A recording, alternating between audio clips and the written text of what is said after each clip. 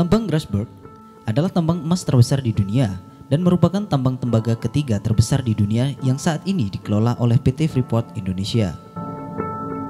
Pertambangan yang berada di Irian Jaya memiliki sangat banyak biji tembaga dan emas.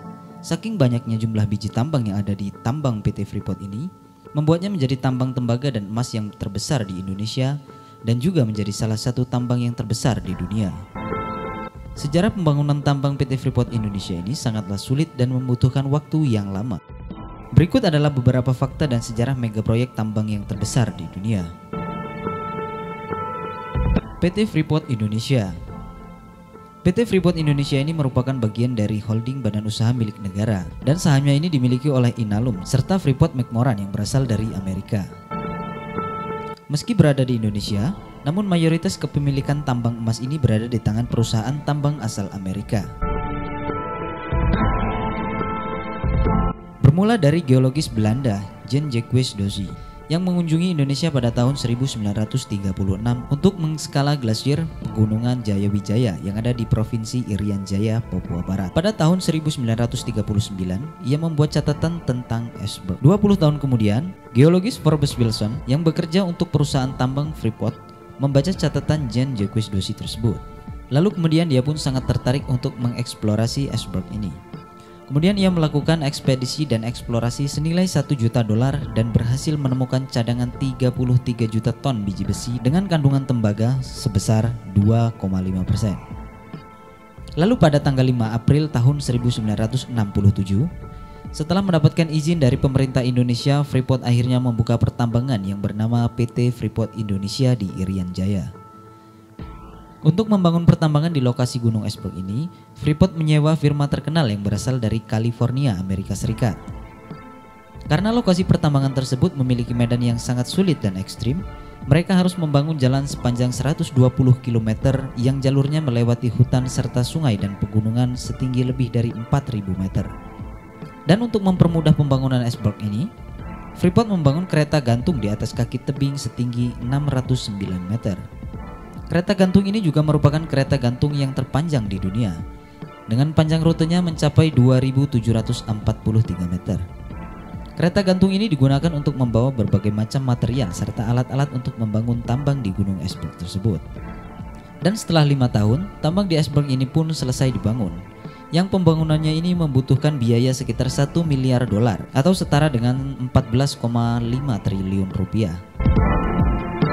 Namun setelah berhasil menambang biji tambang di Gunung Iceberg ini, Freeport dihadapkan dengan masalah dalam pengiriman biji tambang ke pabrik pengolahan. Hal ini dikarenakan pengiriman menggunakan truk dan kereta gantung tidak cukup untuk membawa semua hasil biji tambang tersebut.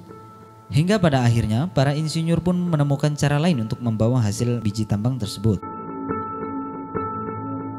yaitu dengan menjatuhkan langsung biji tambang tersebut ke bawah menggunakan suatu alat yang berukuran besar.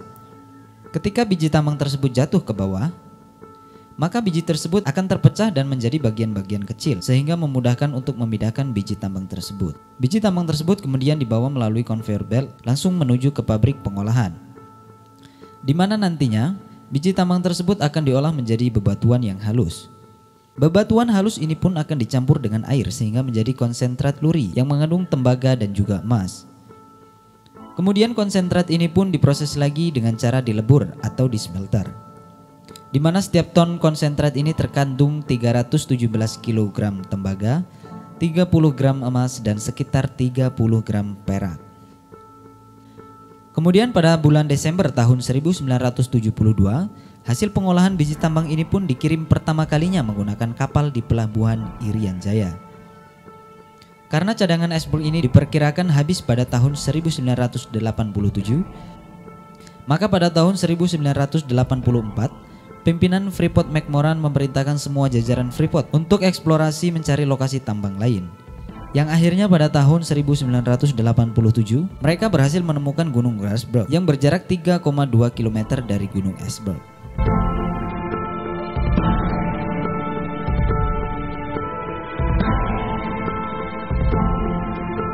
Gunung Grasberg ini mengandung emas dengan kadar yang sangat tinggi.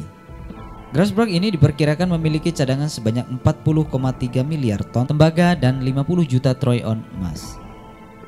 Gunung Grasberg ini memiliki cadangan tembaga dan emas terbesar yang pernah ditemukan di dunia.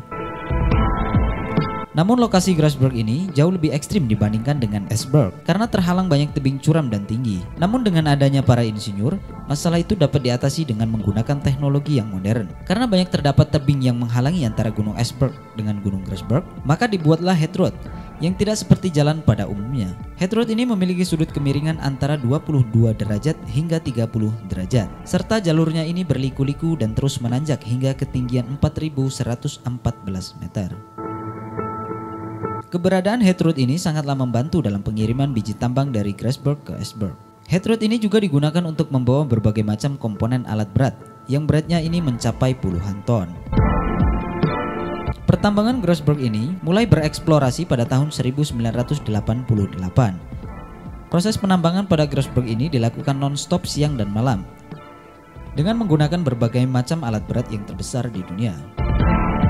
Setiap harinya, penambangan ini dapat menghasilkan sebanyak 600.000 ton biji tambang. Salah satu alat berat yang digunakan dalam pertambangan Grasberg ini yaitu menggunakan shovel yang terbesar, di mana dalam sekali angkut shovel ini dapat mengangkut bebatuan tambang sebanyak 80 ton. Dan untuk dump truknya memiliki kapasitas tampung sebanyak 320 ton. Namun dibalik itu semua, sejak tahun 1967 sampai tahun 2018, perjalanan bisnis Freeport ini pun penuh dengan polemik dan berbagai isu. Karena selama puluhan tahun tambang Grasberg ini dinilai lebih banyak memberi manfaat ke Amerika daripada ke Indonesia. Sampai akhirnya pada tahun 2009, Presiden Susilo Bambang Yudhoyono menerbitkan Undang-Undang Minerba Nomor 4 Tahun 2009 yang menekankan wajibnya divestasi dan perubahan rezim perusahaan tambang dari kontrak menjadi izin usaha pertambangan khusus. Namun sampai akhir periode Susilo Bambang Yudhoyono menjabat, upaya renegosiasi dan divestasi ini belum kunjung selesai. Hingga kemudian upaya divestasi ini kembali diteruskan oleh Presiden Joko Widodo selama 3,5 tahun. Tim yang dibentuk oleh Presiden Joko Widodo ini aktif menegosiasi ke PT Freeport McMoran untuk mengakuisisi 51% saham Freeport Indonesia. Dan pada tanggal 27 September tahun 2018, pemerintah menandatangani 3 perjanjian yang menandakan transaksi akuisisi tuntas. Dan saham 51% PT Freeport Indonesia ini jatuh ke pemerintah Indonesia.